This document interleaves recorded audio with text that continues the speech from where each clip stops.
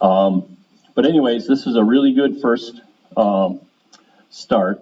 And I'll tell you when you swap it over. If you want to just put it back on the, Okay. yeah, and then let's hit enter again. So this is a good one we'll talk about first, and then we'll move over to this grinder, which is same power, but it's just got CDN lift on it. Sharp tool improves your woodworking experience, so it just makes it easier to cut the wood. It makes it easier to control, and you get a better finish, right? So I'm going to ask the group, how do you know if your tool is sharp? And I'll take anybody that. Pete. You don't have to apply too much pressure. Good. Anything else? What's that, Bruce? Good shavings. That's enough. Yeah, that's a very good visual. So you get nice curly cues coming off, and you're not getting sawdust. Larry. You can't see the edge. Ah, you can't see the edge. So, and everybody know what he means by that? So if you look at the cutting edge of something, and there's no little glitter or reflection that on that line, if there's no line visible, then you know you got rid of the flat spots. What else? They catch real good if you don't go in on it. Yeah. They catch easier if you don't use them right. Yes. Way to go, Mark. Not that you've ever done that. All right. It's a skew thing. Yes, definitely. Any other indicators of a sharp tool? Those are all really good. How about a dull tool? What's your indication that a tool is dull? It's not cutting into the wood as quickly. Doesn't cut as quickly. Yep. You're getting sawdust. You get sawdust instead of the curly shavings. Yep, that's a good one. Tear out. Tear out. Everybody knows what tear out is. Anything else? I feel it. It's rounded over. It's rounded over. So just the opposite of what Larry was saying is you can actually, if you can look at it and you see a little shiny edge, it's dull, at least for our purposes. And one thing that I notice is when it's dull, if I'm cutting, especially like on the outside of a bowl, and I stop, and then I want to start again right where I left off. Do you ever do that? Do you ever do it with a dull tool versus a sharp tool? It's a big difference. It'll just like slide right off when it's dull. When it's sharp, you have a much better chance of it picking it up. So, very good. All right. Good in there. All right, so we'll start talking a little bit about the new turner and the tools that you really should have when you start. Spindle roughing gouge, and again, emphasis on spindle turning, right? So that's got a big U to it. You have a spindle gouge, and the spindle gouge is a round bar stock, right, with a shallow flute. Almost looks like it's kind of like half of the round stock is on the end. Then there's the bowl gouge, which is round stock again, but the sides, the flute is deeper. We had scrapers, and I didn't put a scraper up here, but there's lots of scrapers. So you have round scrapers, they're kind of blunt nose, and this one is a neutral rake scraper. And then this is a Badan, which can be used like a scraper. It can also be used as a cutting tool, and that would be a square end. Parting tools. Parting tools, just that thin little cutter, and they come in a lot of different widths. You can get them from I think Lynn might have bought a really thin one for that Saturn bowl thing. You remember how thin that was? Where's Lynn? There she is. Remember? Did you pick up one of those? Yeah, but a real thin one, because when you cut the green wood and you pull it out, you can't tell that it actually cut. And then traditionally they're about 1/8 of an inch. That's the common one. And then the skew chisel, like Mark says, they can be fun, and when they're sharp and you do something wrong, you'll know it right away. So skew chisel is there's people that use it like a scraper. There's a handful of times when I'll use mine, like a scraper, to clean up inside corners and things. So that's a good starting set. And you can add, subtract tools all you want based on your interest in what projects you want to turn. Okay? And then the sharpening tools, if this is sharpening 101, I'm still going to recommend, some basic things like you're going to want a slow speed grinder if you have the ability. You can use a high speed grinder. You just got to be a little more careful because they'll heat the steel faster. What? Things happen faster. Things happen faster. Yep. And What's designated as a slow speed? 1,725, I think, is the common RPMs. What, 1725? 1750, 1800 is considered. 1800. Yeah, then you jump up to 3600. 36 would be a high speed. So, okay. And then that, again, that goes slower across your steel, creates less heat. It's a little easier to finesse your tools with that one. When you start out, most of the grinders come with friable wheels. So that's the stone, that's the I don't know what, it's some kind of a composite that's glued together, but feels like a stone. And I think this one came with a 60 and a 120. And then you also are going to want a platform. They come with these this version, let's put it that way. I mean, you could spend more on a grinder, but even the real expensive grinders don't have a very good rest for wood turning tools. But anyways, you're going to want to come up with some type of rest for this, and we'll talk about that in a minute. You're going to want a dressing tool. Where did I put mine? This particular grinder actually came with it. I was surprised and I was very happy. So there's different dressing tools. So this one is just a little T and a square tubular stock on the end. I'm assuming it's diamonds or something that's impregnated in there. And then when this is turning, you real carefully, you touch it, move it back and forth to flatten it out. Protractor. Now this is, I encourage you to get a, oh, you know what? I'll bet you I left mine at home now. So I had, I did. I know right where it is. So anyways, I have a protractor at home. So it looks like a T, little lock nut on it, and you can bevel it back and forth and set it. So that's really helpful for you to get started on this. And I still use it just to kind of check things back and forth. One of the things I did for the demo today is I actually cut, I don't know, looks like I got about 8, 9 different chunks of wood with different bevels on them. And so I'll use these as we start to check some of our tool grindings later. But something for reference so that you can tell if you're sharpening it to the right bevel. And then the felt tip marker. And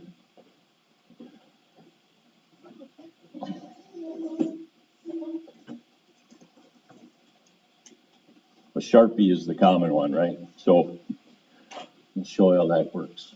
All right, Jerry. So we'll go to the grinder now, and then what I'd like to do is kind of set it up so that you could either watch it on the screen or you could see me.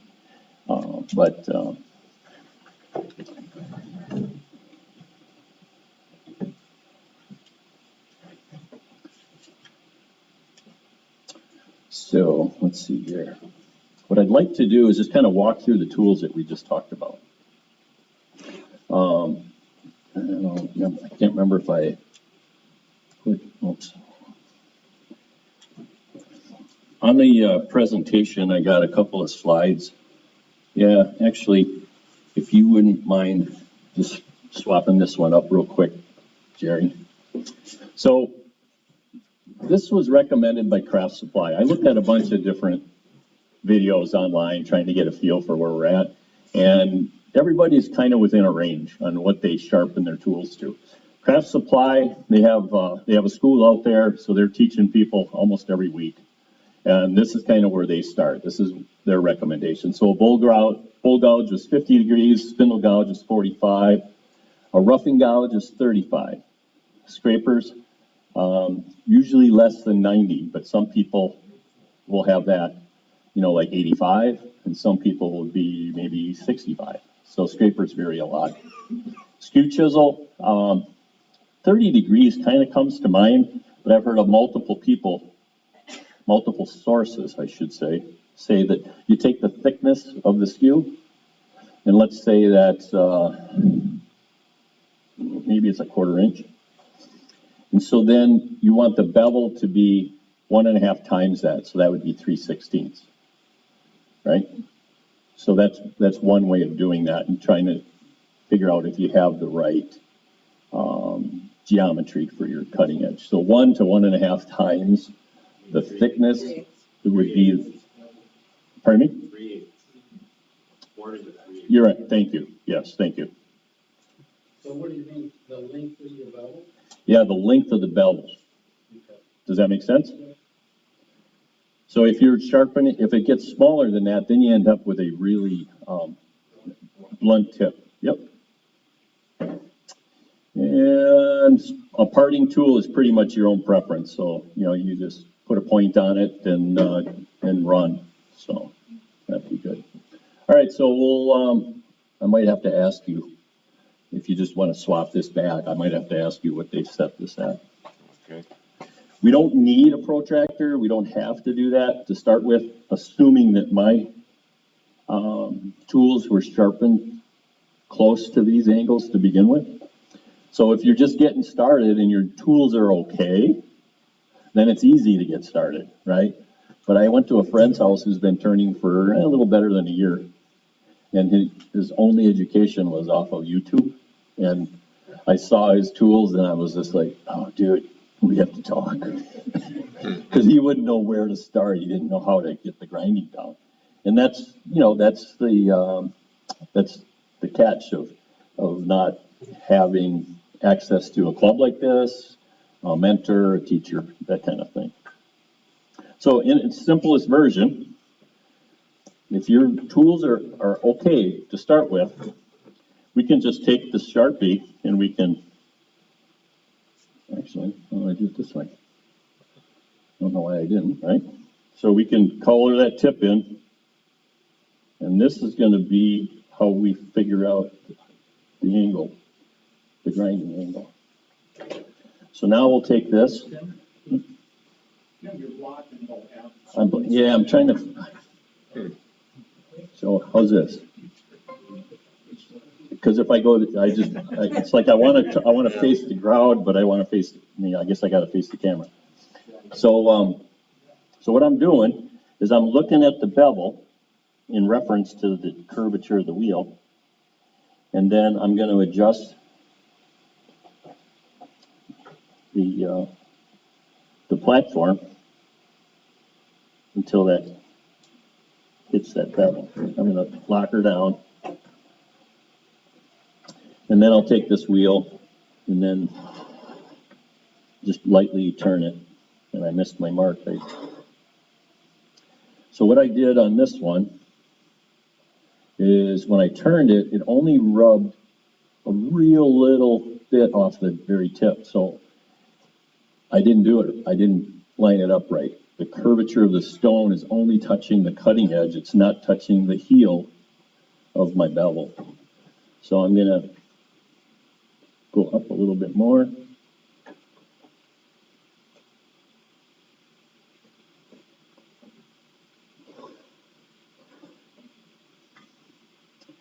And that one is, it's better. I'm contacting more.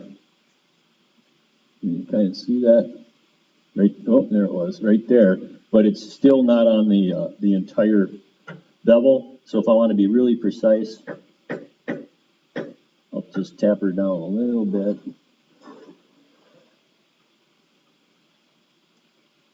And I think that'll do her.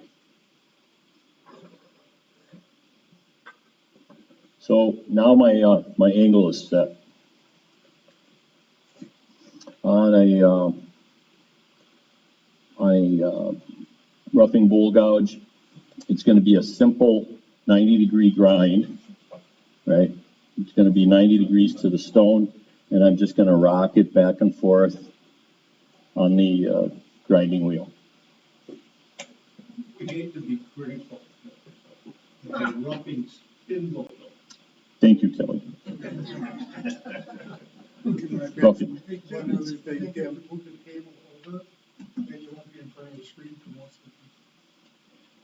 I can do, yeah, I'd like to do that. Could you tell me what you mean by that? Do you want me to? Moving the table that way, and then you're standing here instead of. Okay, now, that rail is coming off on here when you lift it. So like this, Mark? Is that okay, everybody? Perfect for me. All right, till I stand in front of my grinder again, right? Tim, can I mention one thing, please? For safety, face shield. Yep. I forgot my safety shield and my safety glasses today. But I remembered the store, wood for the turning table, 2 grinders, and a whole carload of other shit. Just keep your eyes closed. I give up on your. Yeah, you know what? Thank you. Don't forget your safety glasses. But I apologize, and I was just wondering if I should not do this or not, but, we'll be gentle. So, is this okay? Everybody? Yeah. All right, so then you're gonna take your grinder, your spindle roughing gouge up to the grinder, and you're gonna rock it back and forth. Now, with this particular tool, you kind of want the wings to be, fairly flat across the top. And like a lot of the gouges, it's real easy to over grind on the bottom and the middle. So as you're grinding, just make sure that you have it off to the side and you're holding this flute is like 90 degrees to the table. And just make sure that you're grinding the edges so that that's going at the same, it's being ground off at the same rate as the middle of the flute. And you can see that I'm getting most of it.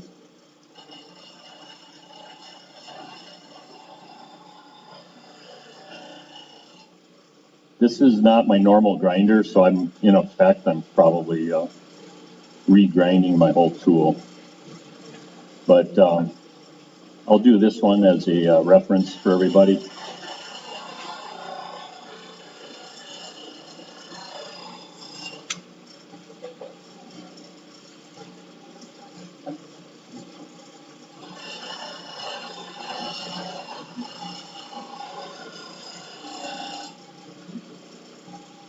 And I could do a couple more passes and finish it up, but I mean, that's how you would do this one, right?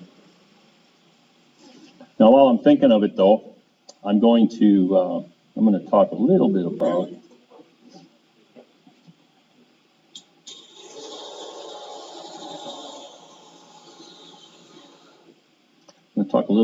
the grinding and the platforms. So if you are just getting into this, the grinder is going to run probably $150 now, and you don't have good rests. And so one of the things I wanted to do for this demo is just show you that you can make your own rest. And this particular one, I happen to have a bunch of scrap Baltic birch plywood, and so that's what I made out of here.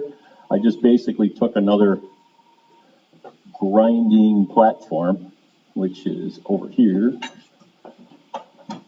and I kind of used it as my template, right? So I had it about the same height, and I had the pivot in a similar place, and I was able to kind of put that together. So it's not real difficult. And this one actually is adjustable. You can take the wing nut, and then this will go back and forth. So that's a really good option. And then Steve, you said when we were talking at the last meeting, that you have a board or something that you're using. What you want to explain that a little bit? So Yeah, I also do, woodworking, so I've got a big bench that's probably about the size of this table. And to have a grinder mounted on that would kind of be in the way, because I've got a lot of long pieces that I do and stuff. So what I do, in fact, I think it's the same exact grinder. I bolt that to a piece of, two by six that's about this size. And then I have another, 2x4 underneath it like this. Like a T or an L? Like a T, yeah. And then, since I do woodworking, I have a bench vise. When you're doing that. So the bench vise, I just bring it out and then put the whole unit in like that. And then I've got, my grinder sitting right there. And then I've got this thing that I made that I clamped to the table. And I've got a one-way. I do like a Wolverine jig. Yeah, exactly. So I've got one of these, and then I just made some notches in here, and then I do a little piece of wood that's in the same position on the table, and then this turns nicely. Or you can, buy one of these. It's the same thing, but I don't know how much these are.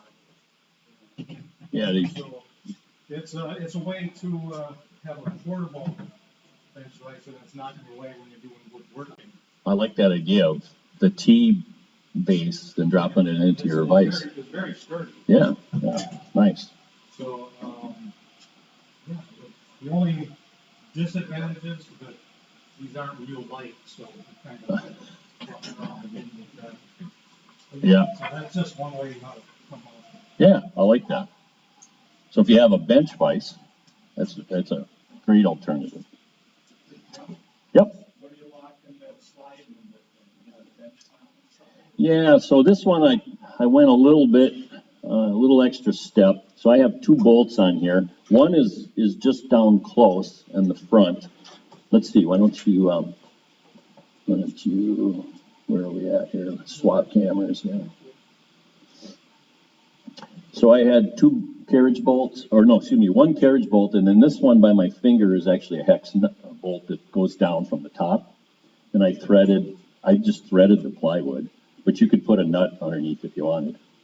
And then this is a carriage bolt.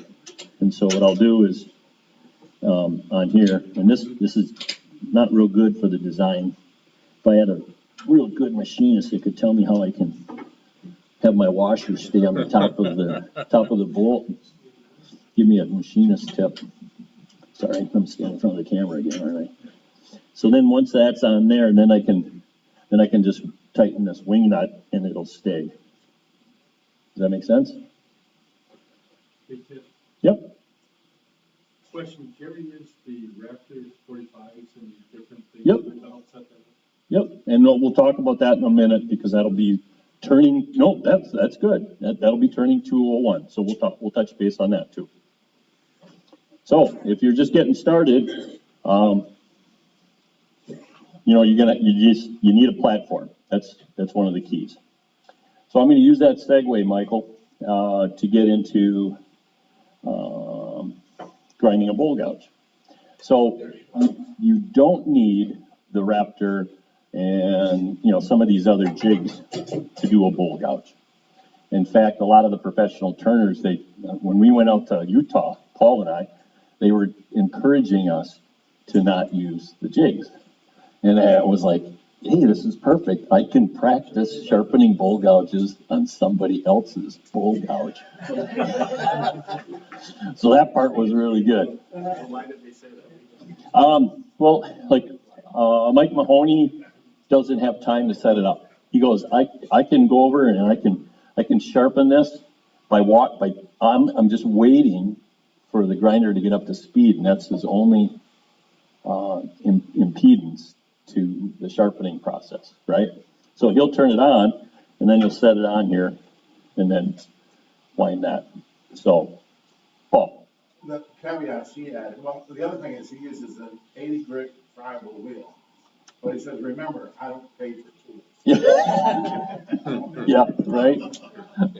Yeah. Who, is he a Carter guy? Who's? Yeah, Carter. Carter. Yeah. So Carter, to get his name on him, he's using Carter's gouges all the time that he doesn't have to pay for it. And he laughed about it. He thought it was funny. I didn't. All right. So, what I'm gonna do here real quick, only just for an example, because I didn't do this for the turning 101.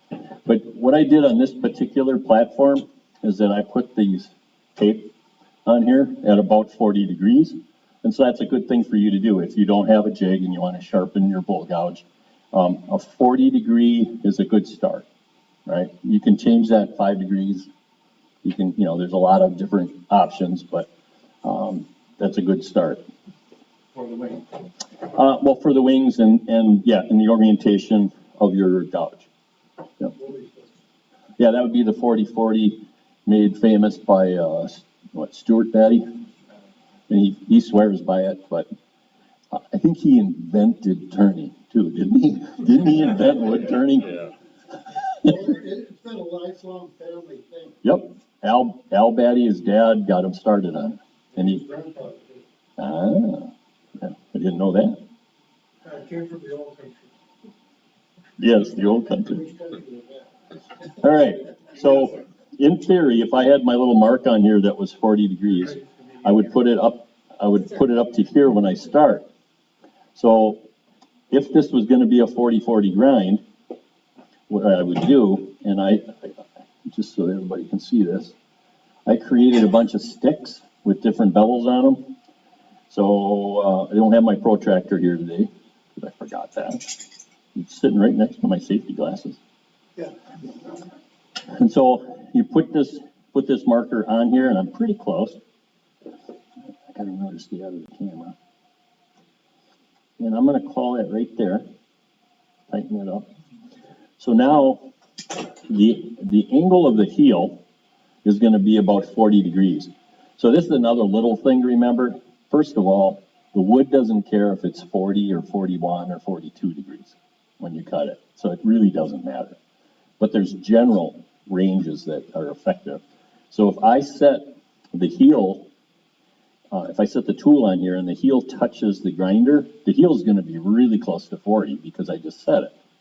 But as the curve on the wheel goes away from it, then the actual cutting angle on your tool is going to be sharper than 40 degrees. Does that make sense? Just a little bit. And it's only the thickness of the steel, so that looks like that might be almost a quarter of an inch, maybe a little less. Well, if your gauge was hard, it's about the size of your wheels, If, then you would have a more realistic angle, yes, and then your whole angle would probably be close. and your gauge would have to be the same thickness of the steel that you're cutting. Well, Because if the if gauge, it went on the wheel, and got the Yep. right angle, then I don't know that matters.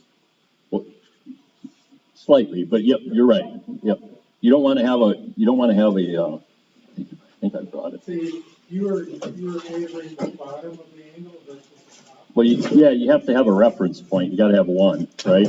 So if you're using the Raptors, which we'll touch base on in a little while, right? Yeah, you're using 2 points. So, yeah, so you have the platform and then you have the 2 points. But the spacing on these 2 points is not necessarily the thickness of the steel you're grinding.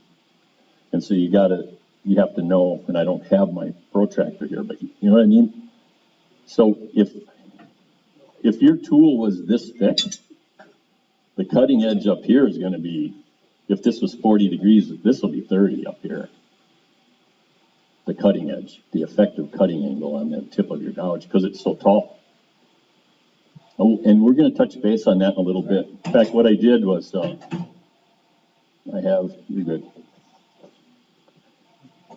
And I think your comment, Mark, is probably the most relevant. It says it doesn't matter because we're not worried about, the thickness that you have on the tool. But I did a little, I thought I brought another piece of wood, but I didn't.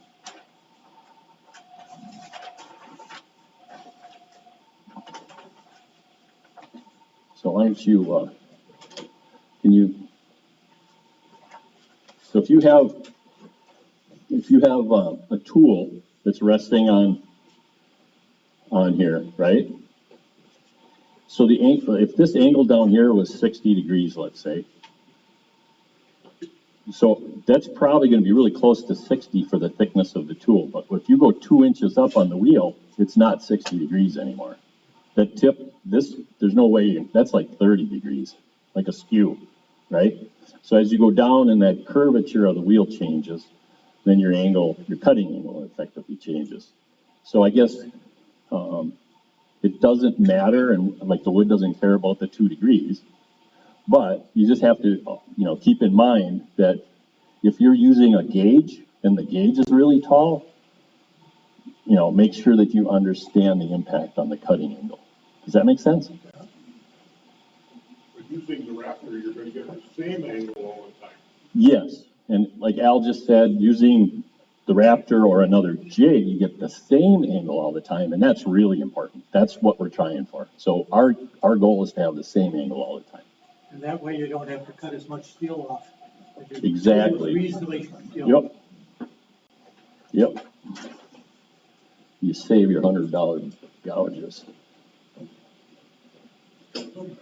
All right, so we have this set to 40 degrees.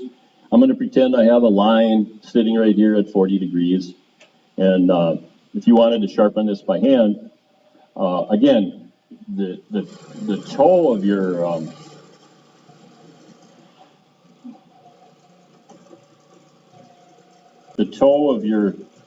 this thing's coming apart. It might be that spindle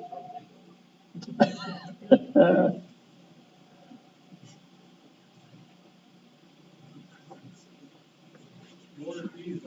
Warranty's up.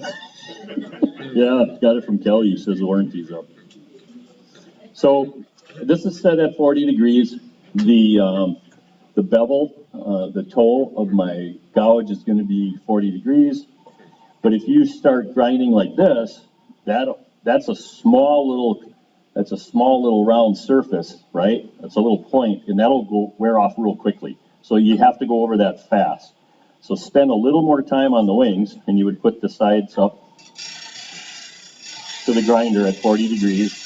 And then as you come down, you're going to slowly rotate the flute to the upper, the open position. So now it's closed, it's kind of at 40 degrees again. You're going to do that edge. And as I'm coming down, I'm rolling my hand so that when I get to the bottom and I'm straight on, it's done. So that's one way to do a bowl gouge if you didn't have your all the jigs that go with it.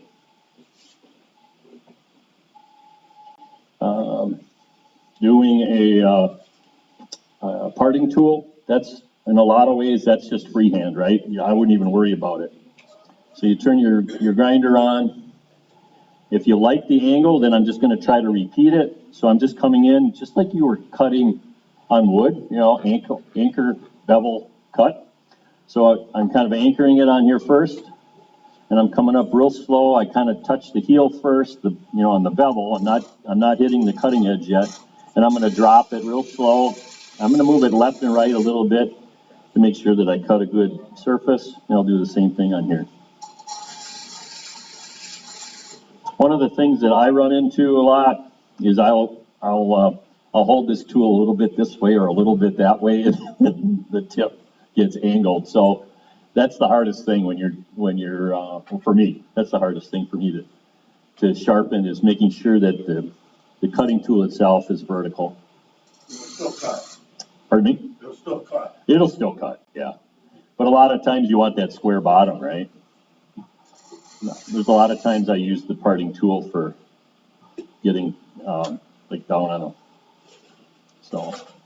I actually use the side of my wheels, and you get a flat. Okay. Sides Are- and not be,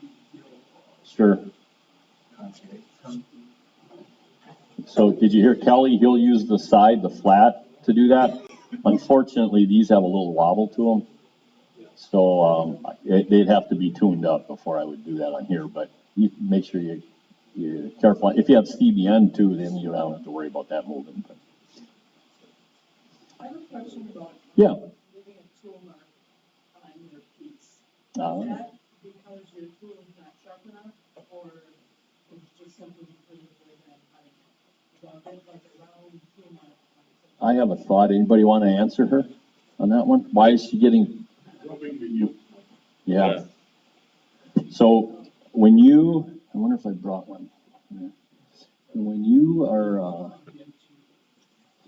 when you're rubbing, when you're cutting with a bowl gouge, and I don't have a bowl gouge. I thought I was going to bring.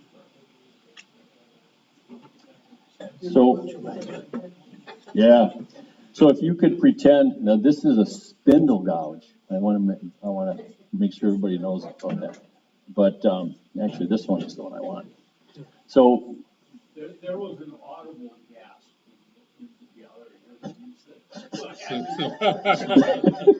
right? Yeah. All right. So if you look at the heel on this right here, there's a sharp angle on the heel there, and a lot of times that's what's doing it. So as you're cutting, you're putting a little bit of leverage on that heel in order for you to especially on an inside curve, and so that heel is rubbing, and that'll actually bend the fibers over. So, so what I'll do, and I think a lot of turners will do this, is I actually take that off. Can you see that okay? And I can pass these around. But I usually cut it at least in half. So if this is, 1/4 inch, 3/16 of an inch from the cutting edge to the heel, take about half of that away, and you'll have better results with that. I'll just send this your way. Thanks, Bruce. That come out of the bottom either. Not yet, no. But what it does is it allows you to cut inside of a bowl further and at a steeper angle, than you would without removing the heel. Mark? But also riding the bevel in the gun height gives you a nice burnish finish. Yep. So if you're too hard, you'll be blind to the right. It gives a nice smooth finish like you should. Yeah, I don't know if you heard them, but rubbing the bevel can actually enhance that surface. It'll give you a nice, clean, smooth surface You too. have to follow all the way through. Yep. That's probably the time to sharpen your tool. The tool is actually a little bit dull. If you have a sharp tool on the Yep. Okay. Good. Glad you asked that question. All right. The skew. So the skew, they're usually around like a 30 degree, cutting edge on there, I think. Does that sound right? Anybody?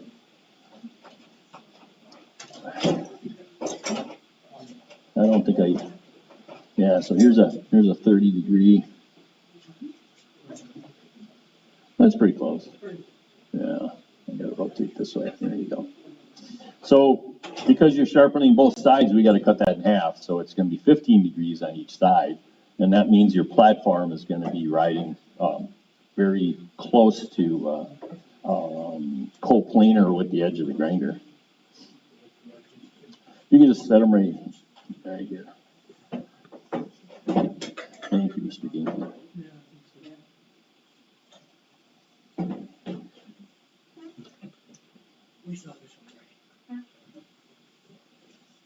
So I'm gonna do kind of the same drill. In fact, we'll go back and we'll do the same thing, right? We're gonna color this edge black real quick because that's the easy way. And get her close by eye.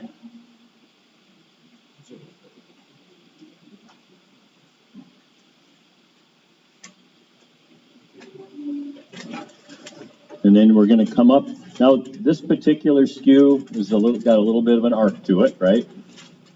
And so the key here is you have to develop a habit of, or a process of kind of rotating it a little bit. So you're gonna put your thumb on the top and try to create a pivot point, and you're gonna rotate the angle of the bevel across the cutting wheel. So I'm gonna touch it really slow here first, see how close I am. I meant to do it by hand. And so I'm a little bit steep right now. So I'm probably at, closer to 20 than I am where I want to be.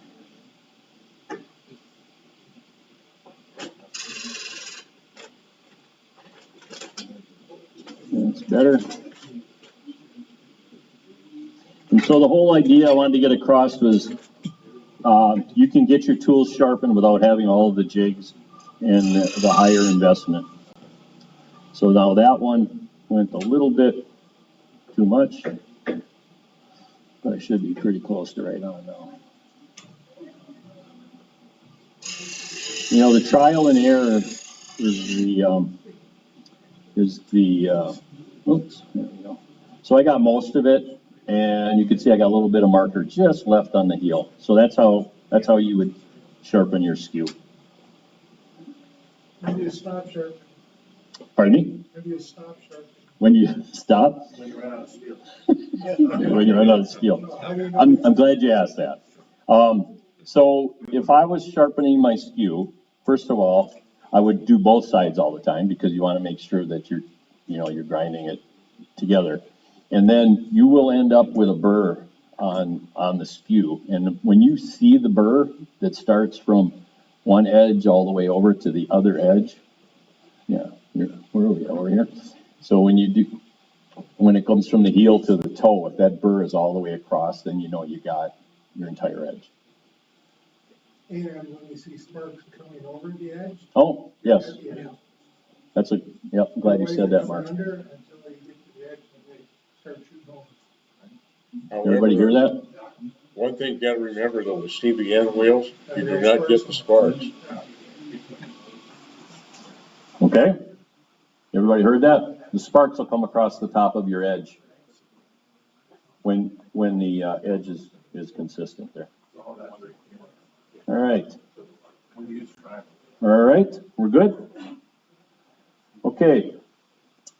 One more thing before I leave this grinder, and Steve showed his little jig where he just used a piece of wood that he attaches to his bench, and it has a hole drilled into it that'll allow the point of the sharpening jig to fit in there. And this particular one is similar. Trying to think where my mark is. So what I did for the bowl jig, and we'll touch base on this a little more in depth in a minute too, but you want to make sure you have the same distance protruding from the jig all the time. I actually just cut a block of wood and I put a penny in the bottom because the copper is softer than the steel. And yet, if you had just wood, the wood eventually would wear out quicker. So when I'm putting mine in, I usually just stand the gouge up, and then I'll tighten the jig. And so I know that the bowl is always to the same length. The bowl gouge protrudes the same. So then this particular chunk of wood that I have for a guide is a piece of 2x4 with a V cut in it, and then it's a 1x4 on the back so that I have a little pocket. And so this kind of emulates the Wolverine jig that's made out of metal. So easy to make. I'd be more than happy to volunteer my shop if you don't have access to table saws and band saws to make these kinds of things. With my shop, No, come on and do it. I would absolutely come over, Kevin. between our meetings here, I miss you in the middle of the month. I would. I'd enjoy coming to your shop. All right, so now, we'll touch base on this in a little bit more in depth, but, we were talking about the setup tool and how do you determine this? There's a couple of different ways, and one of them is that rafter jig. So you put the tip in here, and then the two tips, sorry. The two tips of the jig are resting on the stone, and this is in here, so that's the position of this pocket.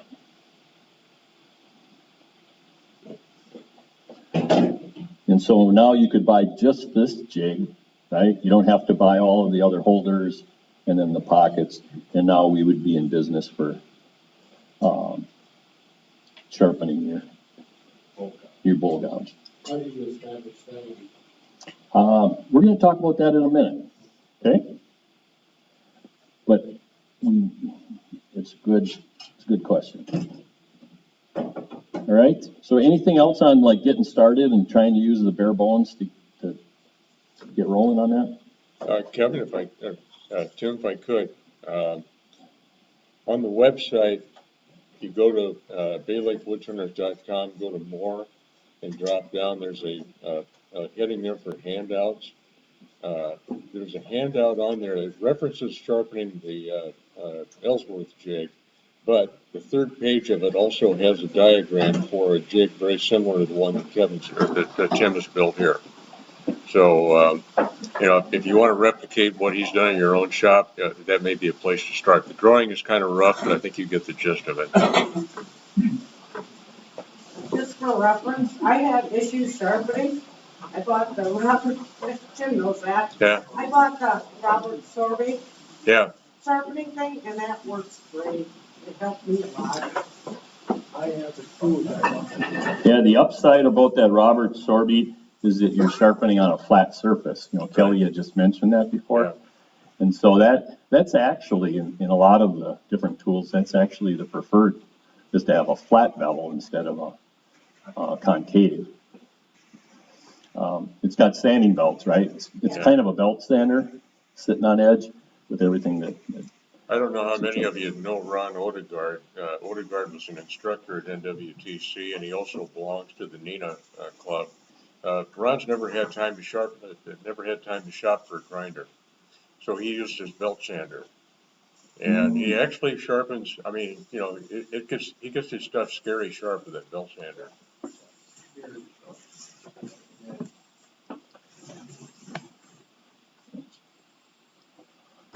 He was also a tech ed teacher at the high school for 34 years. Yeah. I know for 34 years, we started the same day, and we retired the same day. Oh, really? Okay, so once you fall into that rabbit hole of turning and, you buy a little pen lathe and then you have to buy a MIDI lathe and then you have to buy American Beauty. Powermatic and an American Beauty. Same thing holds true with your sharpening accessories. So a lot of the things that you'll probably be upgrading to would be CBN wheels, more formally built, platforms, adjustable platforms that have the bevel on the top, and then they slide in and out real easy with a quick lock to keep them in place. But you can also do homemade jigs. And so what I did I've been meaning to do this for a while, and this was a really good opportunity, is that I made my own jigs that actually fit in the one-way holders. So I went to Fleet Farm and I bought some square tube, 6 feet of it. And then on this particular one, let's see here, I'll pass this stuff around. I think this is just as easy. So I just put a wooden pocket on here, and then that wooden pocket I have that calibrated, which what I think is the appropriate height, and then move it in and out for the grinder. And then you saw me struggling before when I wanted to grind off my magic marker on that bevel, and it was just doing the heel or doing the toe. So what I ended up doing is that I built a permanent 65, and I thought, oh no, I don't have it. I made two of these. Here it is. I made a 65 and I made a 40, and these will go right in here. And when I push them all the way in and lock them, I'm gonna always get that same bevel. And the reason I did this is there was a turner in Chicago. I don't know if he was a local turner to Chicago. He was in the Chicago club, but he did artistic platters with kind of an overgrown rose turning. Pardon me? Yes, Yeah. Robert. Yeah. And so he was talking about, a few of these things, and he goes, do you do this? And a lot of people go, yeah. He goes, don't. He goes, just go buy 3 platforms and leave them all set to whatever angle you want. And you're going like, more investment. I can do that, right? So then my prudent side, or my frugal side said, hey, I can make those out of wood without, I don't know what one of these costs anymore, but this was pretty cheap. So I'll pass these around. Yeah, so you set one up for skew and one for this. Exactly. Yep. And then I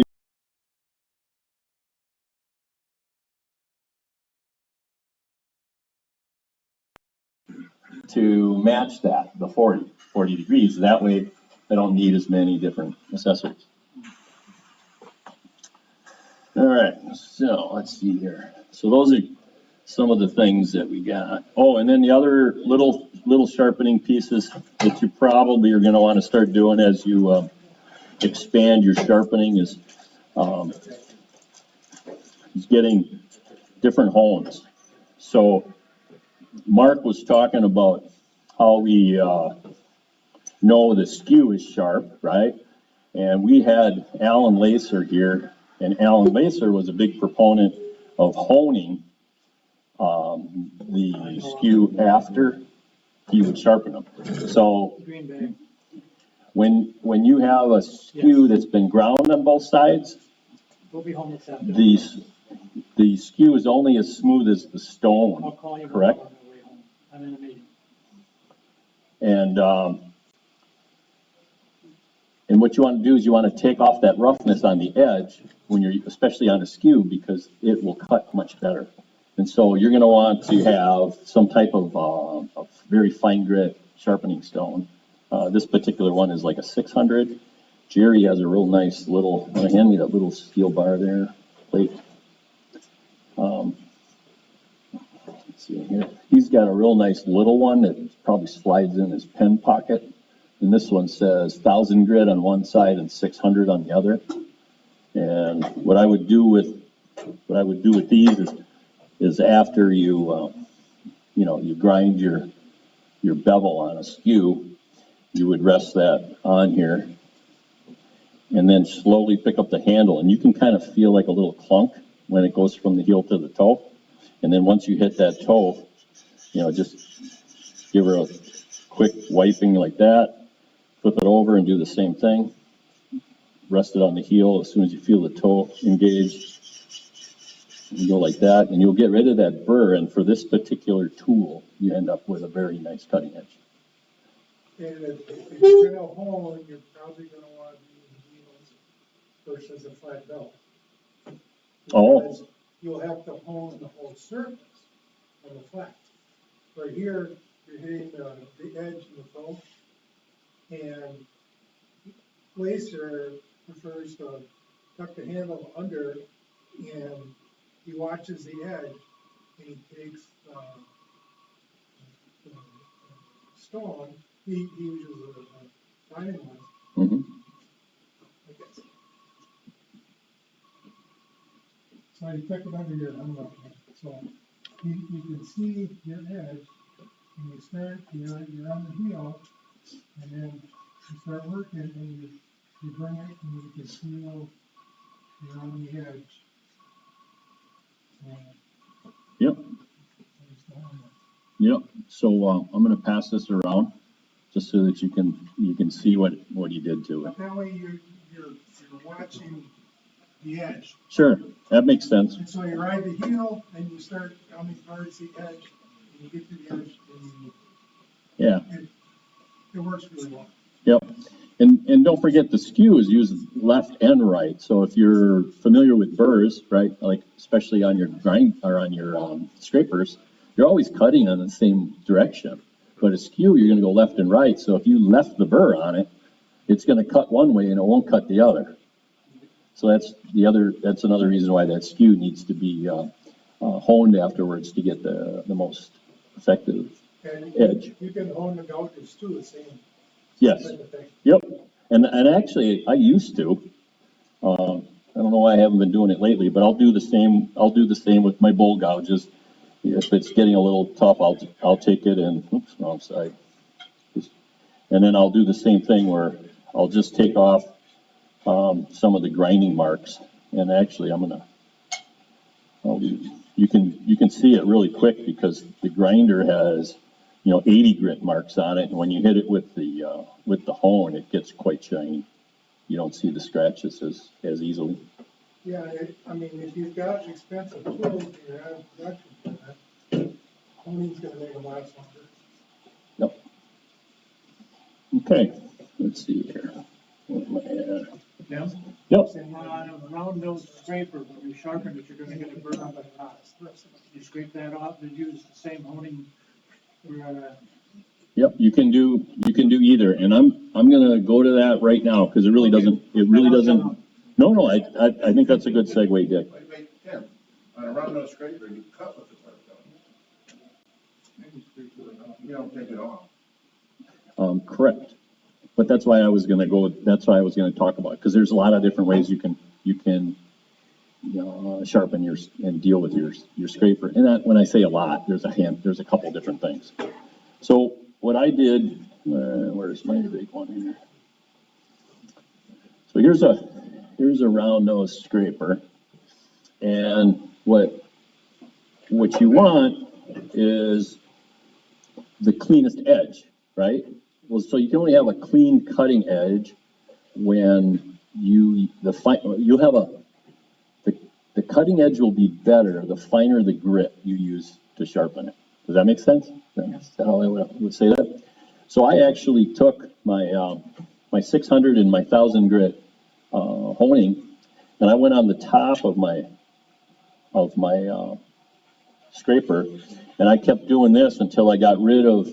In my case, I quit once the edge was ground, and I'll pass this around so you can see it, because there's a big divot right from the factory that wasn't flat across. This is just a Benjamin Best, and there's a lower quality of manufacturing with the cheaper tools, but this was a very reasonable tool to get a very heavy scraper, and I actually like it for as often as I'm using it. I like it.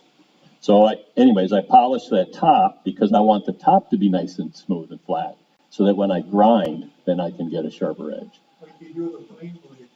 Yep, like you do with a hand plane or a chisel if you're into sharpening your chisels. But then what I ended up doing with this one though is I changed it to a negative rake scraper. I sent it at 15 degrees and I beveled the top. But before I beveled the top, and I was using it as a neutral rake scraper, then I did that. But you can see, I like to polish that.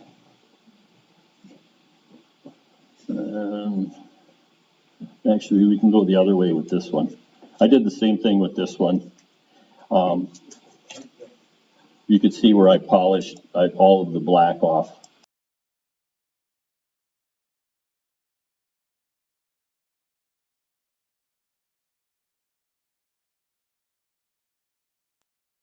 And actually, I'm gonna deviate just a little bit.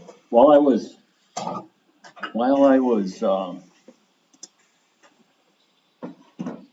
doing research for this, trying to figure out what we're going to talk about today, I ran across this YouTube video where this guy named Rudd, and I'll try to have some links posted. I'll work with Jerry to get something posted.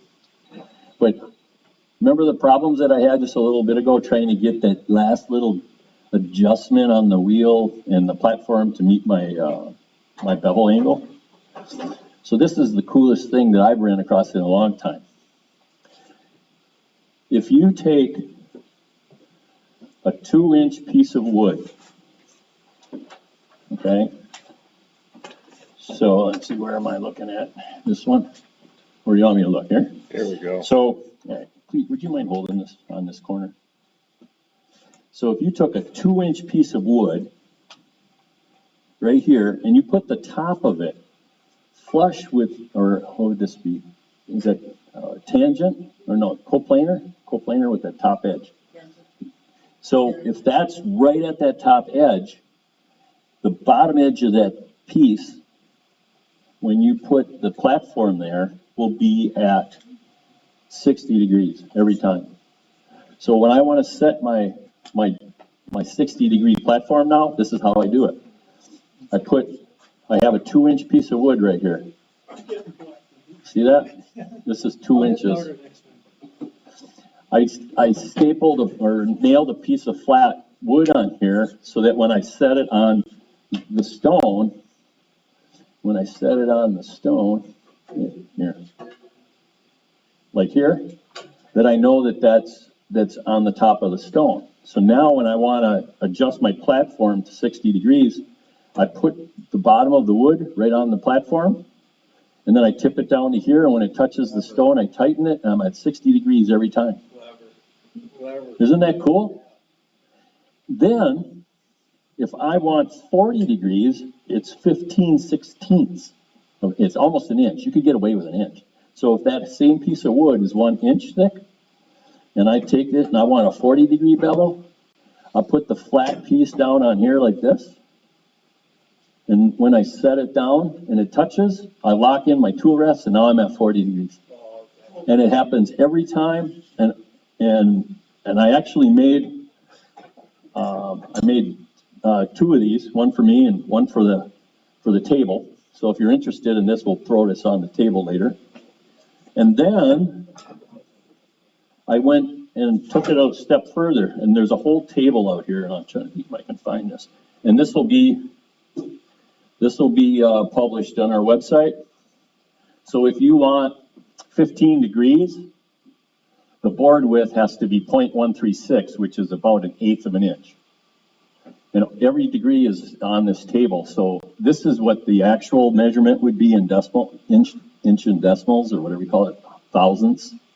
And this is all you really need to do if you work in fractions, is this is close enough. So I made one that for the 15-degree skew as well. And so all I would do is take this like that, and my little 1/8 of an inch stick is right here. And this can go anywhere. This can go back and forth, right? And it doesn't impact the angle. And then when I touch the wheel, I'm going to touch this. I'm going to touch the wheel, and I lock that in. I'll have a 15-degree cut on here, and I can do my skew. Isn't that cool? And I'll link the video that I found this on. The guy did a wonderful job of presenting it, much better than me. You extend that out. The platform, extend it that way, you can put that back on, you're gonna have to change. Well, if I move the platform, Oh, yeah. anyway, then I just redo this, and I just loosen this, and I drop it to here, and that's 15 degrees again. Yeah, it works, Mark. I was, yeah. That's my geometry book. Right? It's trigonometry, and I'll just pass this around so you can see what I did. But I just made it so that you can do 2 of the common angles on here, and you could have individuals. You know, you could have just one board for every angle if you want. But I'm like, hey, you know what? 40 and 60 is something that I use a lot, so I just made that, and it was my aha moment this week when I found that. But that's specific to the diameter of the. Yes, I'm glad you said that. 6 would be different. Exactly. Yep. So what you're doing is It has to be an 8-inch grinder, and I'll link to the video when we'll post a thing online. But if you change the wheel to 4-inch, then what you have to do is you just run the calculation again, and then you'll have it'll be different. Make sense?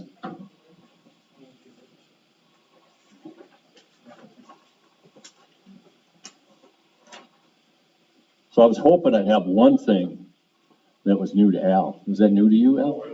You like that? All right. Oh, just glue it. Yeah. Yeah. Wow, that's a genius. Yes. All right. Make sure it's just on the nut, not on those threads. Thank you, Kevin. What day you want me to go over your shop? All right. So we were talking about the scrapers, right? So I actually, excuse me, I wanted to regrind all of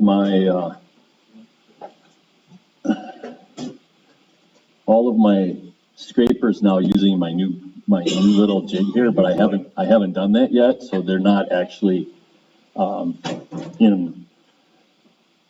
in calibration with my new tools. So those are the things I was playing with this week.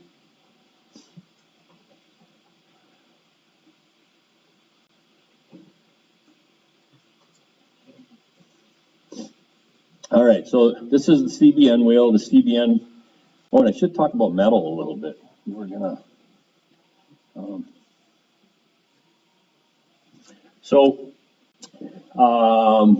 when you dabble into more tools, more sharpening equipment, everything, it's important that you remember there's different levels of tool steel that are out there. A lot of us will end up getting, we'll call it, and I'm not trying to pick on anybody, but like the tools that we get rid of and we donate to Africa, they may not be Thompson and Carter gouges and bolts, okay? And the Thompson and Carter are usually a very high level exotic kind of a steel. So the carbon steel is the old stuff. It's still way better than what they make most nuts and bolts out of. So a lot of that, it's still a better steel. It's a tool steel, but when you grind it, it'll turn colors on you real quick, and it won't hold its hardness if you change the temper, and they don't last very long as far as the sharpness. And you can't sharpen them on CBN. Yes, and you should not use carbon tools, nuts, bolts, or any jig metal like the metal that I bought for this. Don't use the CBN wheels to take the burr off of your steel, because it'll actually plug up and embed itself in the wheel, and you can't get that out. It'll wreck the wheel. So high-speed steel is like all your drill bits, right? So your drill bits can handle a lot more heat. There's different grades of high-speed steel, but they can definitely hold the edge a lot longer, and that's where a lot of the I'm going to call them the entry-level high-speed steel. Like this particular one was Benjamin's Best, and I thought I had another one floating around somewhere. But I mean, they work. They're better than carbon steel, but they won't hold an edge quite as long as the others. And they will take a little discoloring, doesn't necessarily burn. Okay, so if it turns colors while you're grinding, that color won't. If it turns blue or something, you're probably pressing too hard, but Any straw colors and yellows won't hurt the hardness on. Okay, good. And we do have machinists in here, so that's right. But exotic blends of steel they call powdered metal, and basically they have powdered metal, and it's mixed in some kind of tumbler or blender or something, and they'll take vanadium and your steel and all that, whatever the recipe is, and then they mix that up, and then they'll put it in a kiln and they melt it so that it comes together, and then they'll extrude it into, like rods, Hydraulic pressure, hydraulic pressure. So they tap it to mold it. So they mold it, they don't actually push it out of something? Okay, thank you. So but that's the big thing, is that it's not made like aluminum channel and stuff. Yeah, so it's a little more labor intensive and to make that. But M2 has 2% vanadium in the metal. M4 is 4%, and if I remember right, it's like the 2030, 2060, that gets up to like, I don't know, 5 and 10% or something like that. 5 and 9% or something. You could look it up, but these are in order. M2 has less vanadium, and it's probably little, I don't want to say softer, but it doesn't chip as easy, because if you have a lot of vanadium in the steel, it gets real brittle. So, but that's when you want to get the CBN wheels, and the CBN wheels have a couple of really big advantages. One is that they rotate really smoothly. The noise is the cheap grinder, but they're not out of balance. They turn true. You're not gonna have to use your dressing tool on them to get them into shape, and they'll last. Like if it's $100 wheel, you'll easily be able to use it for $100 worth of friable wheels. You know what I mean? So you might go through 3 or 4 of the other style wheels by the time your CBN wheel would be wore out. So it's really not cost prohibitive in the long run if you're going to be doing it for a while. They don't change diameter either. And they don't change diameter. Good, Paul. I think when you change over, you've got to space it out differently. In what way, Brian? Well, I use self-centering washers. Oh, okay. Then you could get when you take your stone wheel out, Yep. it's much different. Yeah, because they don't always seat flat. I have those washers on here. So it's one's concave, one's convex. And when you tighten them, if your nut isn't exactly 90 degrees to that surface, yeah, it keeps your wheel tight. But,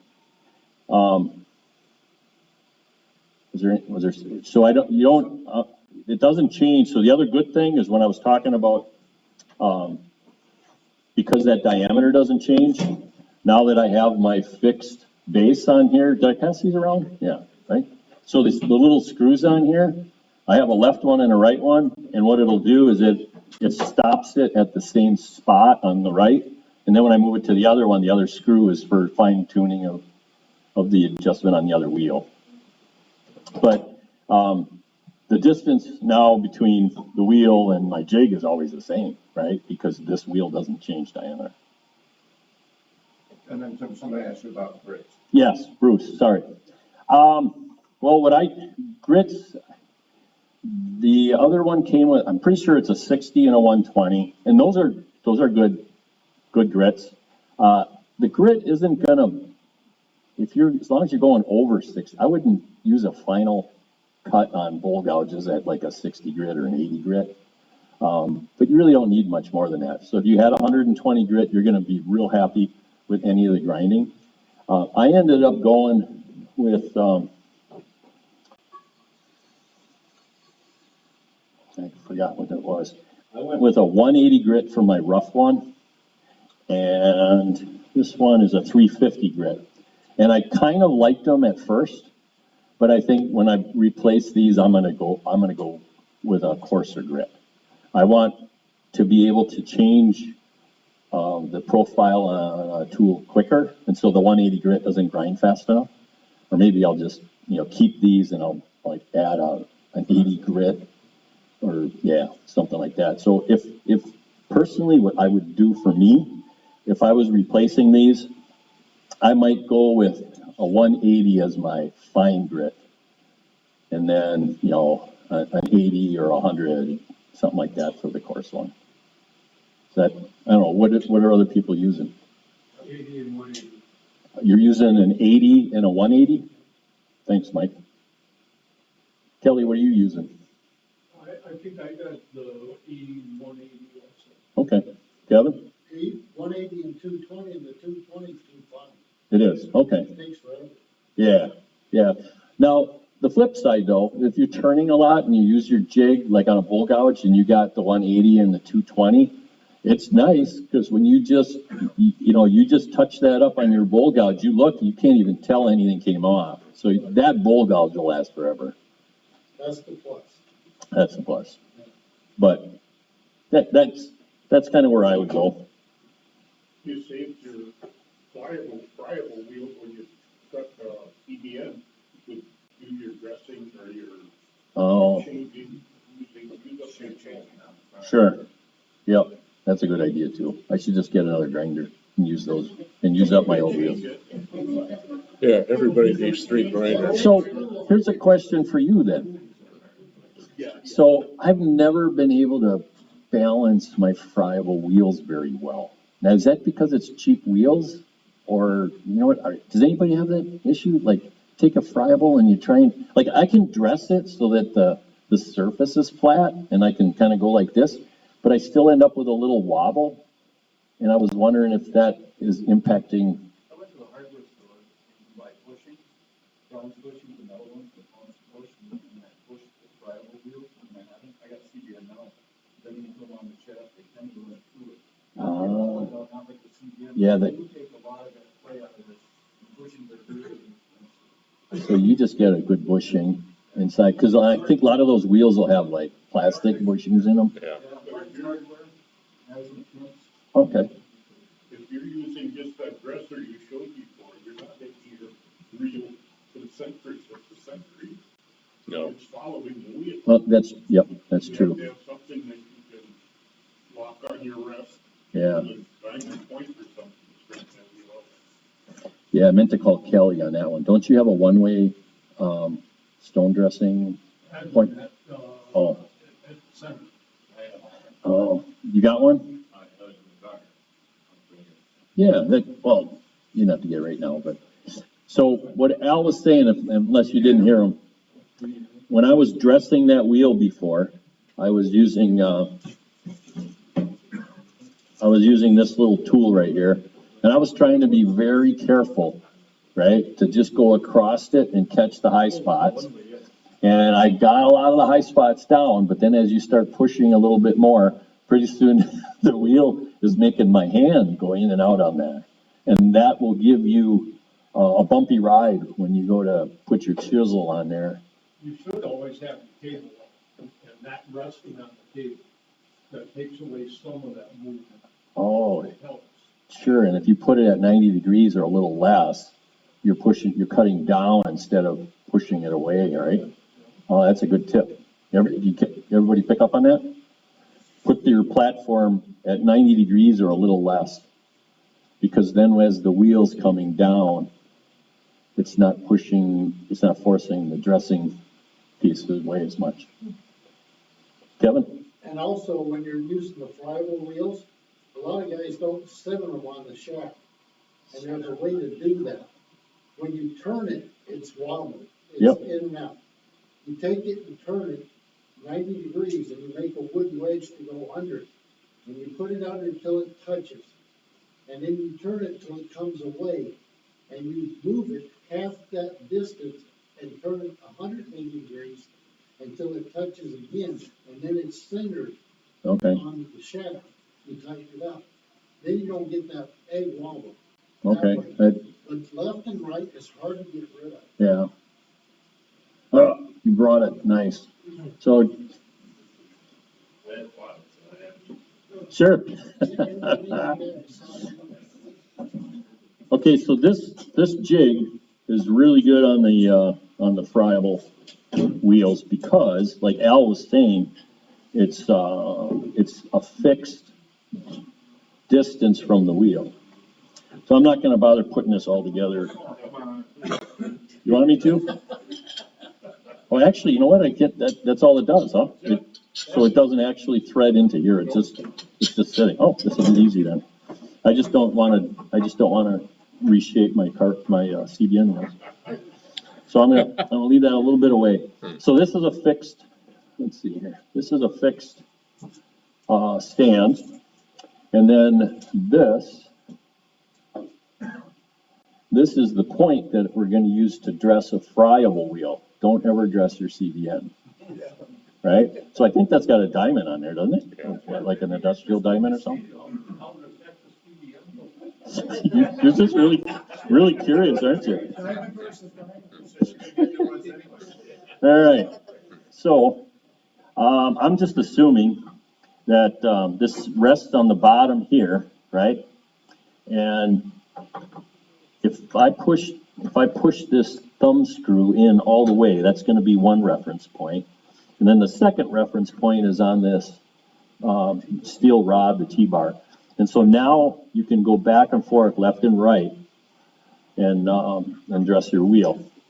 So as you get closer and closer, let's see here, you want to push this in, so I'm assuming I go clockwise, yeah.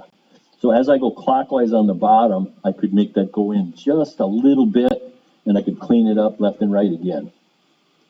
Right? Is that how Wheel you? gets smaller every time. Yeah, and your wheel gets smaller every time. But you'll be really happy with the surface of your tools because you won't have any bounce. You'll take away a lot less metal too.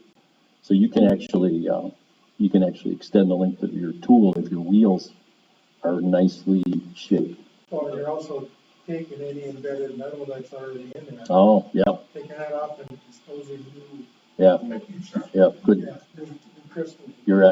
You're exposing new sharp crystals and getting rid of the metal that got embedded. Yep.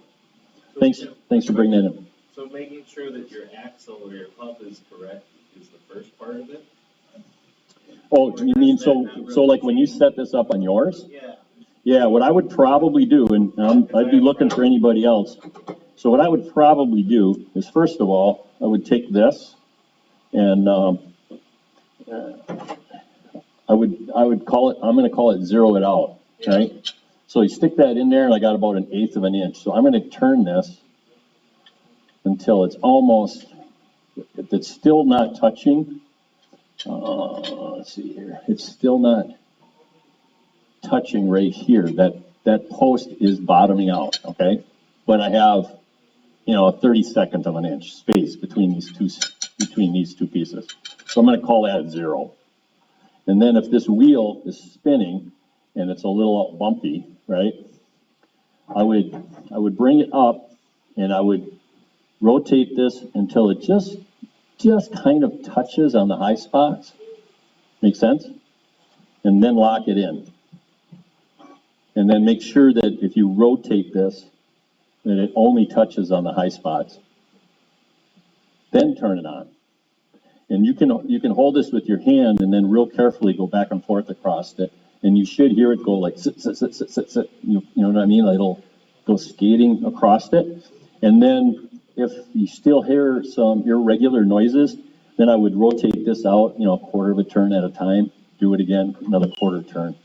And then that'll slowly push that in so that you can true up your, make sense? Yeah, I think I would be the same thing as, the first objective is to get it centered on the axle. On the spindle. Well, I mean, if you have cheap axles that are, like he was saying, without the right bushings. Yeah.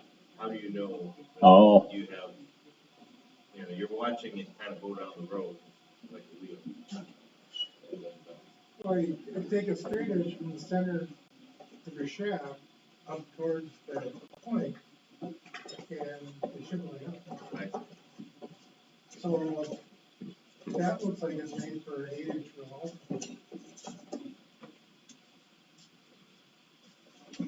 Because sitting here, I can see the center point, and it looked to be in line with the angle of the diamond. Yeah. So maybe on a smaller wheel, you brought it out farther. Yeah, I don't think that's set up for a smaller wheel. I think the measurements, what time is it, almost 11? But, yeah, I think it's dedicated to an 8-inch. Yeah, 1056. Okay. All right. You take the guards off. I have this grinder and I have another one just like that at home, and these wheels don't fit in the guards. But I think a lot of people don't put them on with the CBN. You don't need them. Yeah, you're not worried about these fragmenting and flying apart. So. Okay, yeah, Bruce. Anybody have experience with that DC motor one that's sold in the magazines? Like $1,200, yeah, $1,400. Tradesman. What is it? People that have a lot of money. You have one, Paul? No. Oh, They start at 0 RPM, and that's the advantage, right, is the variables. yeah, the DC motors are really nice for variable speed. All your treadmills have DC motors. But Tim, can you think of an occasion where when you're grinding leg tools, you wanna vary the grinding speed? I can't. I'm not a machinist. I don't have any experience other than, just with my own stuff. Where'd Al go, or Mark? You got to deal with, not for a grinding, yeah. But,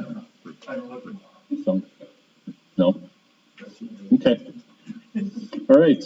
The one thing I would say, Tim, I don't have a tradesman, but I had the Rikon. Okay. And had occasion when a friend was selling off his shop to get the 1 horse. And if I were in a position to say 160 or 250 for the 1 horse, I'd go for the 1 horse. If you turn it on, it's excellent. But the other one, you gotta turn it on and wait. Yeah. Probably sometimes. Actually, 15 seconds. yeah, with the half-horse Rikon grinders, Yeah. if you just turn them on with the CBN wheels, you're putting an awful lot of stress on the start capacitor, and that's the first thing that's gonna go. So what I do, I've got one of those, and when I turn it on, I give the wheel a spin, and it comes up to speed like that. Yeah, I almost always, I do too, I almost always just get it away from a dead stop before I turn it on. But yeah, I would be looking to upgrade my grinder, and you have a 1 horse, and you said that made a world of difference? Yeah. I mean, if you turn it on, it's there. Yeah. Yeah. So, okay, Especially, I think the CBN wheels are more mass to get going yeah. than the fireball wheels. All right, we talked about the scrapers real quick. Any questions on scrapers again? So you grind it. You want the surface to be as smooth as possible to get the sharpest edge, so you would hone it, right? These are actually, I got negative rate. Were you gonna say something, Mark? Well, I was gonna ask about the negative rate. It's like, I haven't moved any mine yet with the negative rate. Is it worth it? I don't know. So sometimes if you're going inside of like boxes and stuff, it's nice to have it because you don't have any room to hold your handle high. But remember, when you're turning and you have a neutral rake scraper, you want to be right at the middle of the at the center line. You want to cut on the center line, and you want your handle to be higher than the cutting tip, right? 90 degrees. That's where it will come, less than 90 degrees. Yeah. When you cut with that, when you're raising the handle, you're making that less than 90 degrees. Yes. Yeah. So you don't want it. Yeah. Thank you, Mike. More than 90 degrees, you're gonna get a violent cut. Yeah.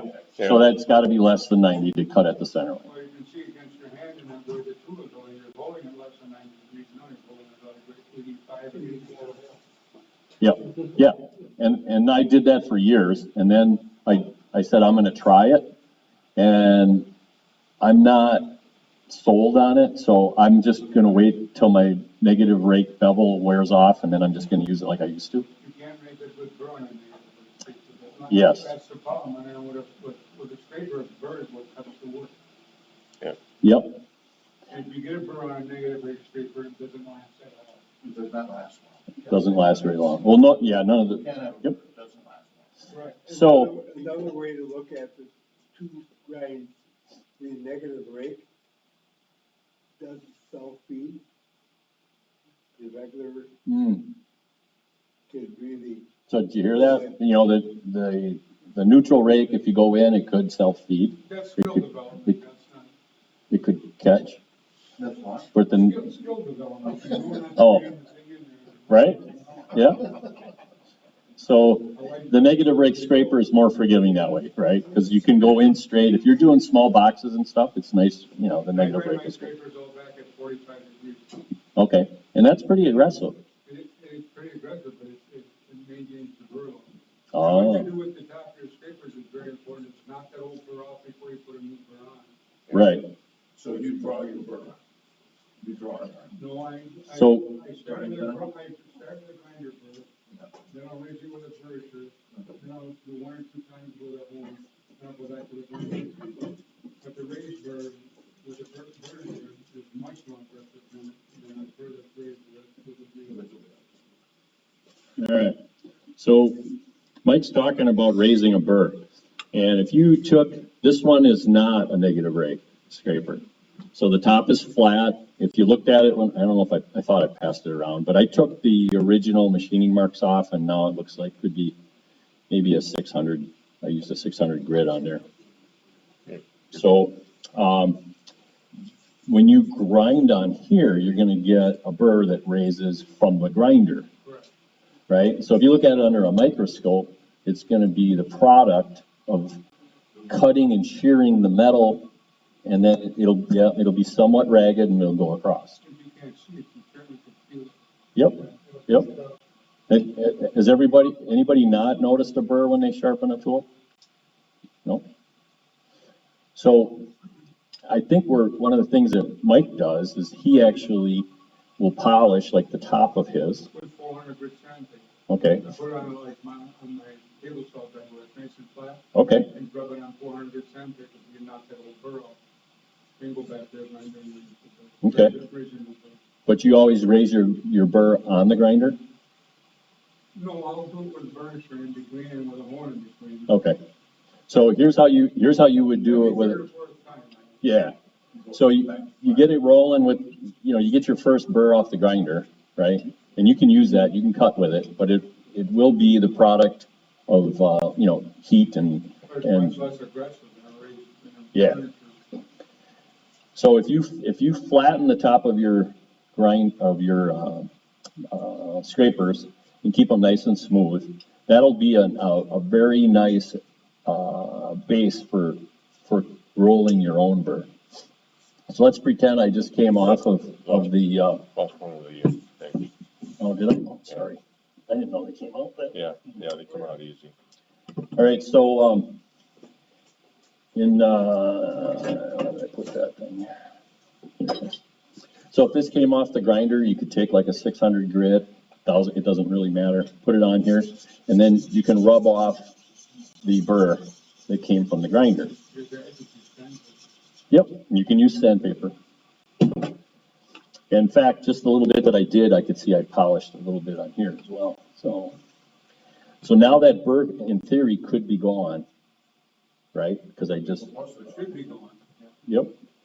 And so there's two burnishers here. So this is Jerry's, and this sits in this sits in the ways of his lathe, and he puts it down on there. And the nice part about this is it has a reference peg right here that you lean your scraper against. And then he's got two options for, I'm going to call it the angle of the carbide. So you can use a steeper one or a little one, right? And so I would go, in this particular case, I'm using this peg. It's a little more vertical, but it does have a slight bevel to it. And so you push the side of your scraper here, and then you just come across it like this. And that carbide is harder than the metal of your scraper, and it takes that sharp little edge that we just put on there, and then we buffed off, and it rolls it up. Now the advantage to that is that that's a rolled burr, and if you have it nicely polished and you used a fine grit wheel, it'll have a very consistent cutting edge all the way around, and you actually will have a little better cut and it lasts longer. Mike? Well, it's more impressive. One thing to keep in mind if you're not using an heat sink, and you guys are using just a hand burner so that you make sure you come uphill with it a little bit and not down. Oh, You want that bird to roll back like this, you don't want it. Yep. To go down.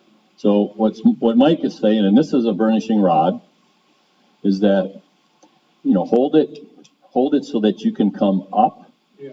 with it as you're rolling it. So if I just went across it this way, at a microscopic level, you're not bending that little edge in the right, at the right angle. But if you angle it a little bit and you pull from down to up, then that's the true roll that you want to try to action it to. Yeah, you can go both directions. Anybody use card scrapers? Yeah. Yeah, couple, yeah, so it's the same thing, right? Any questions on that? I didn't know that I used to roll the bird with a screwdriver. Oh, yeah. In fact, I just rolled this. In fact, I wasn't even hardly trying. I'll do it one more time like here, and then, Repeatedly, it becomes more aggressive each yes, because you're bending it up more and more each time. So I'll just pass this around, and now you can feel that nice little burr that went on there, and that burr is from the burnisher. And so when you're inside your bowl or your other object and you want to take a nice wispy little cut, that burr is what will allow that real wispy shaving to come off. And that can help clean up some of your tear out, can help smooth out your tool marks, because most of us will have, as you go in, you make that curve inside your bowl, and you'll have a little bit of a wave where maybe you stopped your bowl gouge and you picked it up and keep going. You can tip that scraper up on edge. You can sure cut to it straight. You get rid of the rough stuff pretty much. Yep. Okay. Anything else on scrapers? Well, have you started turning pins yet? I actually don't have a lot of interest in turning pens. Okay. I turned probably, I guess, 5,000 pins in the last 10 years. And with the negative rate scraper, the one that comes from Easy Wood Tools, it's excellent for pin turning with the pros. Oh, okay. That's where it shines. But for bowl turning on the inside, there's no advantage to it. Okay. Well, what I am interested in is, lace bobbins, which would probably be the similar usage as what you're talking about with Right. pens, correct? Yep. So that's where it's Okay. Yeah. So I don't turn a lot of acrylics or any of the man-made materials, but I think that would use a lot of carbides and stuff when you use that, right? Yeah. Okay. All right. It's cheating, but it really goes great. Oh, yeah. I'm just checking here. Let's see what we got. So I'm going to move on to bowl gouges quick. All right. So bowl gouges, we talked a little bit already. And there's lots of different ways. I shouldn't say it that way, but there's lots of different, you're good. There's lots of different jigs for sharpening your bowl gouge, and actually they're wonderful. They really make your life easier. So this is the classic. This is what probably most of you have, right? It's the Wolverine bear grind, and it's adjustable on the angle, and you put your bowl gouge in that so that it protrudes, I don't know, 1 3/4 or 2. I think it probably doesn't matter unless you're trying for a specific grind. Depends on the nose geometry. Then- That extension determines the Yeah. nose geometry. And I'm not the guy to ask on how you change, like the length of the wings, the bevel of the wings compared to the nose. I'm a little bit, That's what that, yeah, affects. yep. So that's one way, that's the bear grind. And if you're familiar with how that works, you have to hold that cutting tool on here, and it's kind of like, keep that point on the wheel and everything's moving. So, one way came out with a Varigrind 2, and so this works very similar, but it is different. And so instead of using the pocket like this, where, right, where the jig goes in here, and then you're responsible for keeping it on. And I was at the Artisan Center and I watched a novice grinding, and it fell off the wheel and it actually engaged with the wheel, and the wheel, like a big chip, went flying off and it went bang. And you're like, yeah, it's not for turning everybody loose on, especially on the friable wheels. And One Way knew that. They must have got a lot of comments. So they came up with this version, which has very much the same geometry as this, right? So I can change the angle on the Varigrind 2 by loosening up this rod, and I slide it back and forth across this slotted piece, which is similar to the wing nut on this one. And that affects the wing angle. Okay, yep. But the upside to this, especially if you had a school where there's a lot of novices, is that it sits in, I don't know, would it be better on Cleat's camera here? When you put your bowl gouge in here,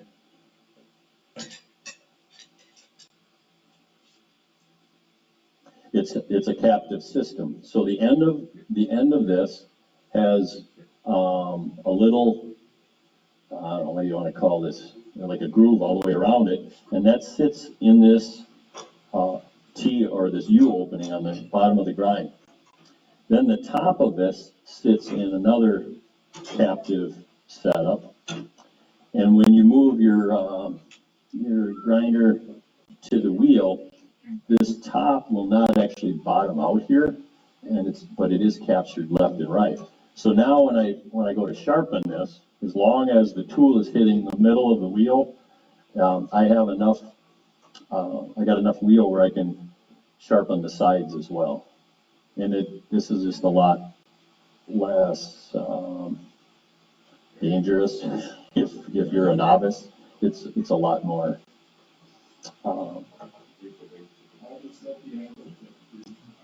So this one, it really does set the same as this, right? So what I would do would be if I wanted, a 50-degree nose bevel, I would put this in here. I'm still not clear on. You can't use the Raptors with the two. No, you can't use the Raptors with this one. So I would put it in here. I would grind the tip to the angle that you want, just the tip. And then there's a calibrations on the shaft right here, little letters A, B, C, D, E, F, G. You move it until you get the angle that you want, like we did in the first demo. And then I have that tip drilled in, or dialed into to what I want, and then I would just go on the bevels as I go across it. How do I set the extension? It uses the same, I use the same 1 3/4. There it is. I use the same 1 3/4 on that I would if I was using the Wolverine Varigrind 1. I would go like this. And I drop my tool in, and then I get that. And then I would just make a note, and on when I was first using this, I would actually write C, because there's a little calibration mark on here, labeled letter C. And then I'd set this to C, and then I know that my bowl gouge is ready to go on here. Which one do you find yourself using? I don't own the one. I don't own this one. But what I have done, if you notice, this still has a point on it. Yeah. And so I ended up, mostly because it wears out the stone on the same spot all the time, right? That's the downside of this one. It's right on the stone on your grinding wheel, and you're always hitting that same spot. And so I didn't like that, and I made my own pocket, which is this wooden one, right? Bought the steel and I made the pocket. And now I just use this point like I would the bare grind one. It works, to me, it works exactly the same. And I get to use the full width of the grinding stone. And then you got marks on the shaft. Yep, and I put marks on here, but the other thing I do is that I just have some blocks of wood, right? And then I'll take that block of wood once I get the angle that I want, and I'll move it up to there, and then I lock this in. And so now I know this one's labeled bowl gouge. And so now I just drop it in here, and I got the piece that I need. Do you sharpen your spindle gouges in the picture? Or you- I have, and I don't much anymore. I do them by hand. But yeah, the spindle gouges, they sharpen very well with the Wolverine jig. The bare grind one jig comes with a picture, you put your tool in it, lay it on, and it's 24.5 degrees, and measure. Oh, yeah, All the time. yeah. Like, we've got confidence like that. It's like, well, it closes, what it wants.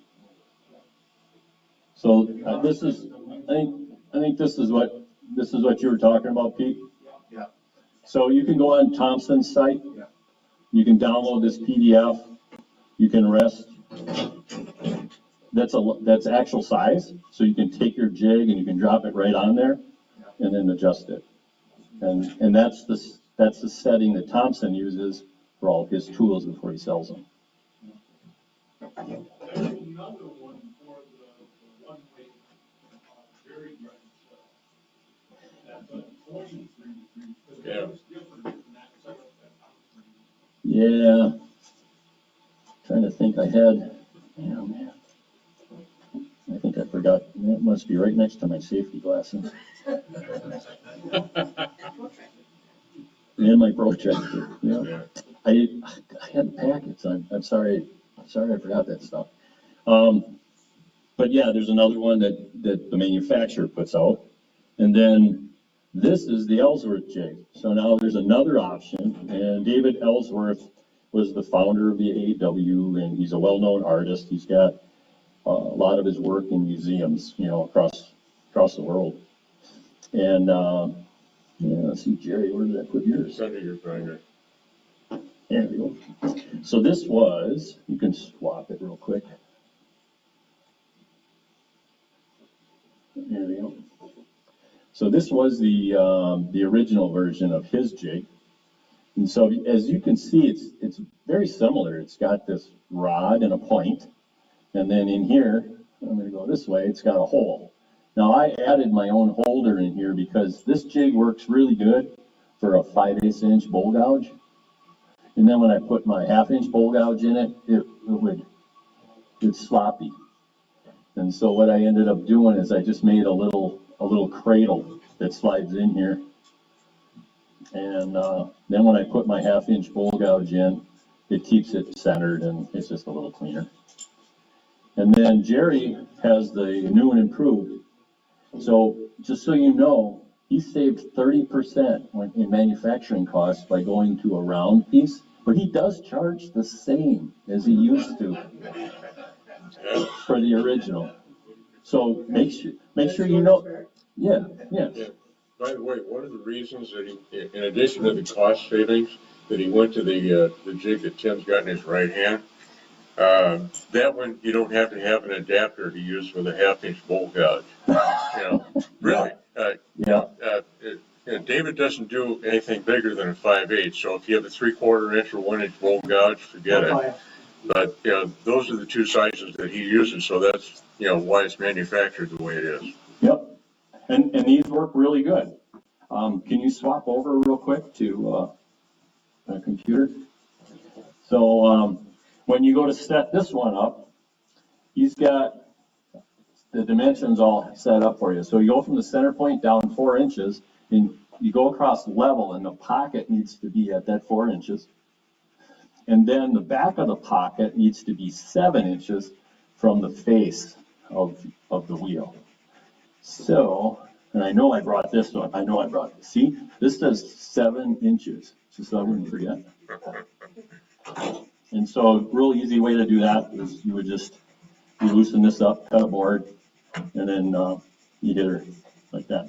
And so now that's all set to use, the Ellsworth jig. And you can make these too. There's a couple guys online that have different versions of these. I think the original one that I saw was is it Eddie Caslin, or what is it? Captain Caslin. He's kind of a funny You guy. can't adjust the degrees on that Ellsworth? Well, not on the jig, but you know, if you wanted to mess with it, you could move this either in or out or up and down. But what's that? Oh, I think he was at a 2-inch. Oh, Yeah, 2 inch. We'll swap back once here. So that's your grinder setup, and then this is how you set it up with 2 inches. So he's looking for a 60-degree bevel on his nose.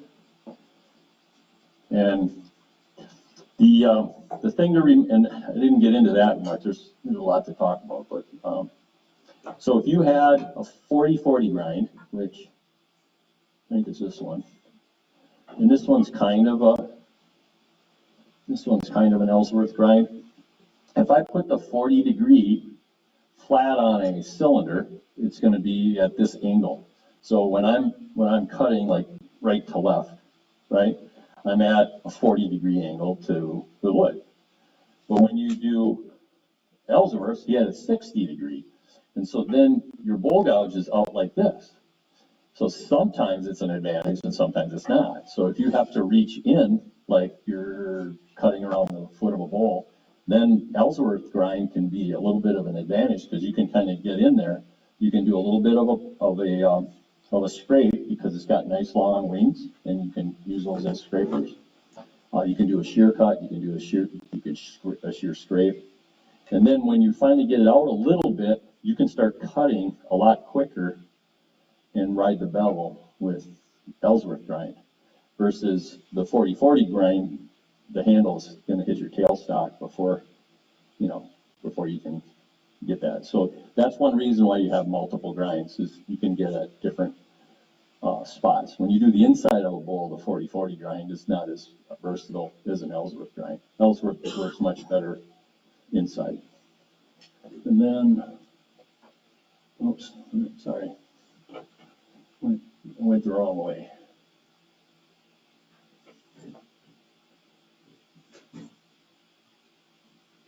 Here, so this was off the internet. The guy's internet or YouTube channel is Turn a Wood Bowl. His name is Kent, and I don't remember his last name. Pardon me? Weekly? And he's got this out there, which is really handy for people to see, right? So you got the 40-40 grind, a traditional grind. The fingernail grind is the first one that starts to exaggerate the wings. Then you have, 2 versions of that, with an Irish grind, Ellsworth grind, and then this is that micro bevel grind that you were talking about before. And then I didn't really bring mine, did I? But that would be very steep, and it works good when you have to get into, the bottom in the corner of bowls. And they all have advantages and disadvantages, so that's why, you end up with having multiple grinds. Okay. I don't see the difference between the modified fingernail on the bottom left. Oh, that was just my, yeah, there's only 7 here, and that was a duplicate. It was one long list. Oh, yeah. And I couldn't get it to show up on here. Yeah, I'll fix that for you, and I'll show you I'll send the revision back to you. I don't see much difference between the Irish and the Ellsworth. Yeah, who would know that? Not much. The Ellsworth almost looks like it's either flat or a little concave through here. The difference is David puts a little bit of a curve. on here, whereas the Irish grain is flatter across. That's the only difference. They're both done in the parabolic flute. Oh, the last thing I wanted to do, so if you're sharpening your bowl gouge for the first time, or if you don't like the grind and you want to fix it, does anybody ever do that? Put the flute down on there? Is anybody not familiar with that? So if you look at the shape of your bowl gouge, right, and there's a lot of different shapes, but you can grind that shape first, okay? And that's the whole concept. And then, and I'll do this just a little bit. So you would put it on the grinder,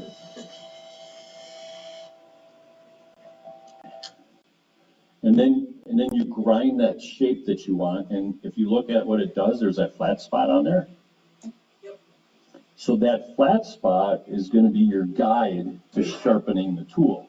So you're gonna leave the edge that's on the inside, and you're gonna grind that outside away. So I would put this on my grinder or in the jig, and then you just keep slowly sweeping it back and forth and take the metal off the outside until you end up with a nice sharp edge. And that's how you would create the shape of your bowl gouge. Restore it. That's the way to restore it. Yep, and you can restore it that way. Pete? What's that top angle when you put the flute down? What is this? Yeah. Well, on a 40-40 grind, this is 40 degrees and this is 40 degrees, right? You kind of, so when you, yeah, so this is the 40-40 base that I made. So this particular bowl gouge is 40-40.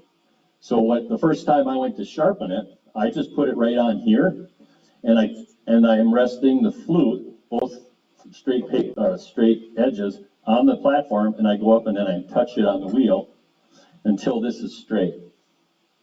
And then I flip it over with the flute straight up, and then I do the same on the bottom, and then you'll get a flat edge on the bottom, right?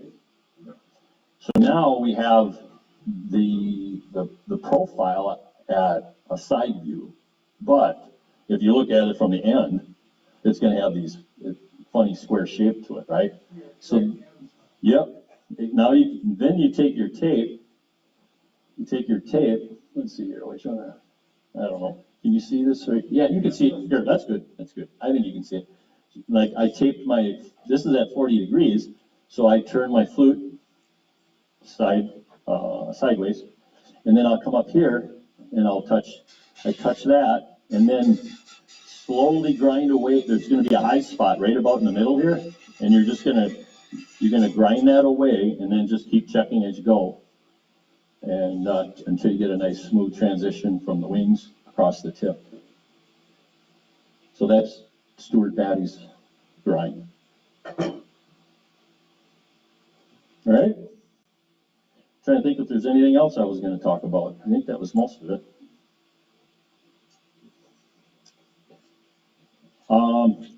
So we'll post, at the minimum, we'll post this PowerPoint, but I'll try to, this is that guide I was just showing you about. So if you want to make your own guides, like this.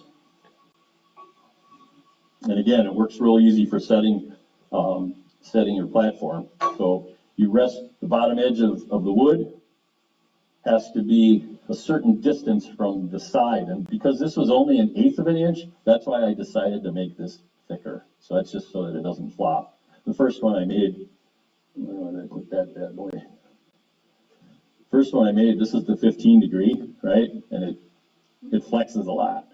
And so what I did is I left this 1-inch board 1/8 of an inch proud of the stop, so that when it's held against the wheel, it's still only 1/8 of an inch below. And then I just left it at 1/8 on both sides, so if you had a reason, you could do it either way. But then, yeah, this was Ed's design. He goes, put a 40 on one and put a 60 on the other, and I said, hey, I like that. So I made a couple of these for Ed, myself, and one for the table.